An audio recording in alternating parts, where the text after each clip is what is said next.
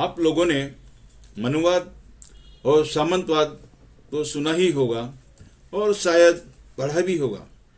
अब मोदीवाद सुन और देख रहे हैं। इन तीनों साम्राज्यवादों में कहीं ना कहीं आपस में कनेक्शन है। चौंकिए मत, मोदीवाद भी अब साम्राज्यवाद बन चुका है। जो लोग इसे अब भी लोकतंत्र समझ रहे हैं, वे लोग ऑल इज वेल की तर्ज पर अपने आप को बहला रहे हैं। पहले आप लोगों को मनुवाद और सामंतवाद का थोड़ा सा परिचय दे दूं, फिर हम लोग मोदीवाद यानी मोदी साम्राज्यवाद की बात करेंगे। मनुवाद की जाति के आधार पर संरचना की गई है।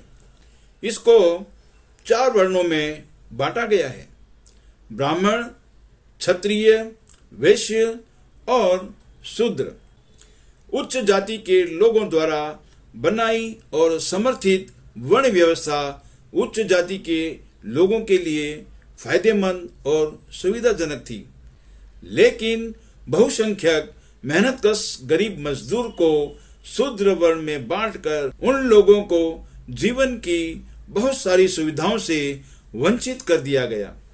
उनके आत्मसम्मान को ठेस पहुंचाकर उनके दिलों में हीन भावना पैदा की गई, ताकि उनमें आत्मविश्वास की कमी पैदा हो और उन लोगों का कभी जीवन में उत्थान ना हो सके।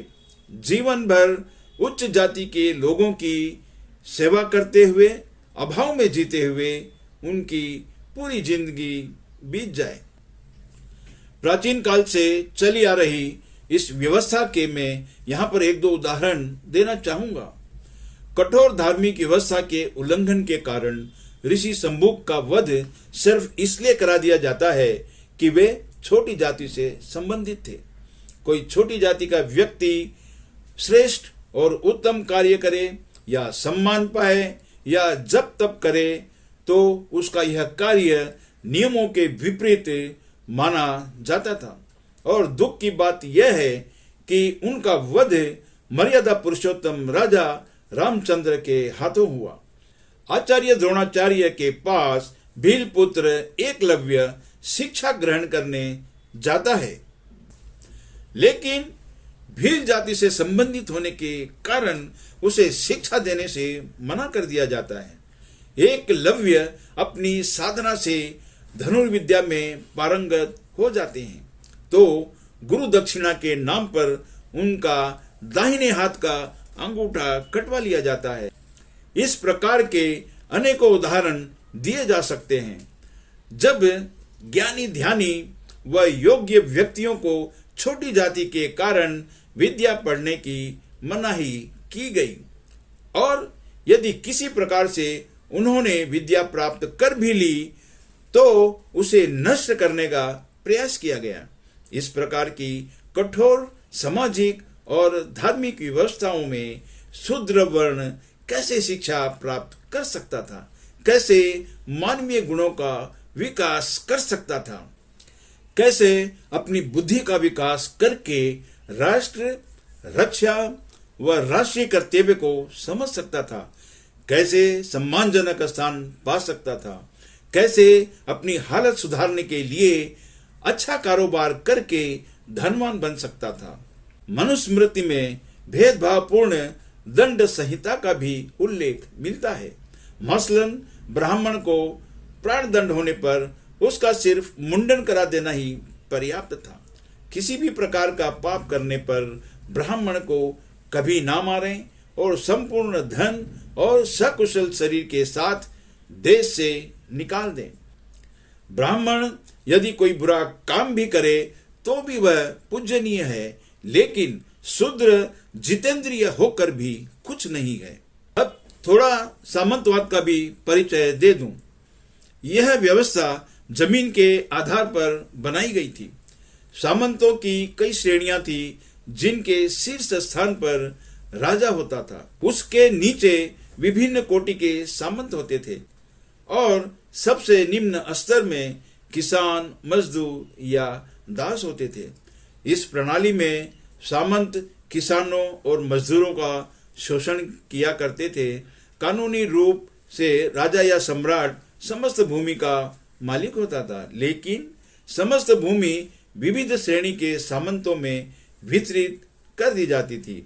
इन सामंतों का राजा या सम्राट से यही संबंध होता था कि आवश्यकता पड़ने पर वे राजा की सैनिक सहायता और निर्धारित धन से सहायता करते थे। इस सामंतवाद में मजदूरों और किसानों की दशा अत्यंत ही दयनीय थी। किसानों को अपने स्वामी की भूमि पर खेती करनी पड़ती थी और अपने स्वामी को अनेक कर और उपहार देने पड़ते थे। उनका जीना मरना अपने स्वामी के लिए ही होता था। अब मैं आप लोगों से मोदीवाद या मोदी साम्राज्यवाद के बारे में कुछ कहना चाहता हूं। इस व्यवस्था में मनुवाद और सामंतवाद दोनों की खिचड़ी पकाकर मोदी साम्राज्य स्थापित करने की कोशिश हो रही है। ऐसा मैं इसलिए कह रहा हूं कि इनकी हर एक्शन में मुझे मनुवाद या सामंतवाद की झलक दिखती है। मसलन मोदी जी के अपने करीबियों को देश की संपत्तियों का वितरण हमें सामंतवाद की याद दिलाता है कि ये सारी संपत्तियां सिर्फ नाम के लिए सरकार की रहेंगी, लेकिन इन पर पूरा नियंत्रण सामंतों का यानी मोदी जी के करीबियों का ही रहेगा। और ये सामंत अपनी मर्जी से शोषण करने वाले कानून बनाकर इन संपत्तियों को सेवा देने वालों का शोषण करके खुद दोनों हाथों से मुनाफा कमाएंगे। किसानों के साथ भी पिछले 1.5 साल से यही सब कुछ करने की कोशिश हो रही है। कृषि बिलों के द्वारा उनकी जमीन को मुश्किल हालात में डालने की कोशिश हो रही थी, जिससे परेशान होकर एक दिन किसान अपनी जमीन को अडानी के पास गिरवी रख दे, ताकि अडानी अपने गोदामों में सारा अनाज सस्ते में खरीद कर भर ले और मन मुताबिक फायदा लेकर बाजार में बेच सके। यह तो यूपी के चुनाव के कारण मोदी जी ने उन बिलों को वापस ले लिया, लेकिन अब हकीकत में मोदी जी की नीयत क्या है वह तो यूपी के चुनाव के बाद ही पता चलेगा। इस व्यवस्था में मेहनतकश मजदूरों का, छोटे और मझले दुकानदारों का, उद्यमियों इत्यादि का शोषण करने की कोशिश की जा रही है। श्रम कानूनों में बदलाव करके मजदूरों के अधिकारों का हनन किया जा रहा है। मसलन उनके काम करने की समय सीमा को बढ़ाना, कई सालों तक काम करने के बावजूद भी उनको परमानेंट ना करना और वेतन समेत बहुत सारी सुविधाओं में कोरोना के नाम पर कटौती करना, जिससे मजदूरों की हालत बद से बदतर हो जाए। न्यायपालिका के कई फैसले भी हमें मनुस्मृति के भेदभाव वाली दंड प्रणाली की याद दिलाते हैं। भाजपा के चहेतों का चाहे कितना भी सीरियस केस हो, लेकिन उन पर नरमी का रुख दिखाना, अभी हाल में लखीमपुर घटना के दोषी की जमानत का हो जाना, अर्नब गोस्वामी का रातों रात अवकाश होते हुए भी जमानत हो जाना, भाजपा के लिए जो सरकारी अफसर पक्षपातपूर्ण रवैया अपनाते हैं उनके लिए इनाम, और जो अफसर ईमानदारी से अपनी ड्यूटी निभाते हैं उनको सजा देना और परेशान करना, इन सारी घटनाओं से यह साबित होता है कि भाजपा की नजरों में लोकतंत्र या न्यायपालिका की कोई अहमियत नहीं है। जितने भी इलेक्शन होते हैं मोदी जी हमेशा धड़ल्ले से आचार संहिता का उल्लंघन करते हैं। आश्चर्य और दुख की बात है कि इलेक्शन कमिश्नर गूंगा, बहरा और दृष्टिहीन बनकर बैठा रहता है। अब तो चुनाव के वक्त धार्मिक भेदभाव वाला उन्माद पैदा करना भाजपा की आदत सी बन गई है।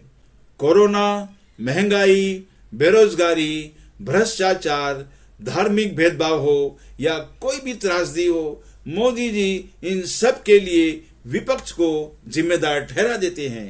उनका मानना है कि भाजपा शासित राज्यों में कोई समस्या नहीं है और वहां की जनता बहुत ही सुखी और समृद्ध है, लेकिन इसके विपरीत सारी समस्याएं विपक्ष शासित प्रदेशों में ही है।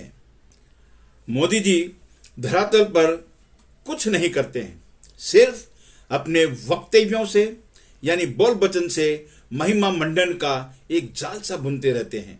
इसमें गोदी मीडिया बढ़ चढ़कर उनका साथ देती है और हम सभी सम्मोहित होकर इसमें फंसते रहते हैं।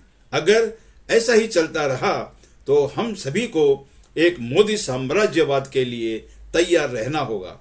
अगर इस साम्राज्यवाद से बचना है तो अभी भी एक आखिरी मौका हम लोगों के पास है। हम सभी को सम्मोहन से निकलकर मोदी जी के बुने हुए भ्रम जाल से बाहर आकर मोदी जी के मन की नहीं बल्कि अपने मन की सुननी होगी। दोस्तों, इसी के साथ मैं आप लोगों से विदा लेता हूं। जो लोग चैनल पर नए हैं प्लीज सब्सक्राइब कर लें और बेल आइकन के बटन को भी दबा दें ताकि मेरे नए वीडियोस की नोटिफिकेशन आप लोगों को मिलती रहे। अगर वीडियो पसंद आया है तो इसे लाइक, कमेंट और शेयर करना ना भूलें। जय हिंद।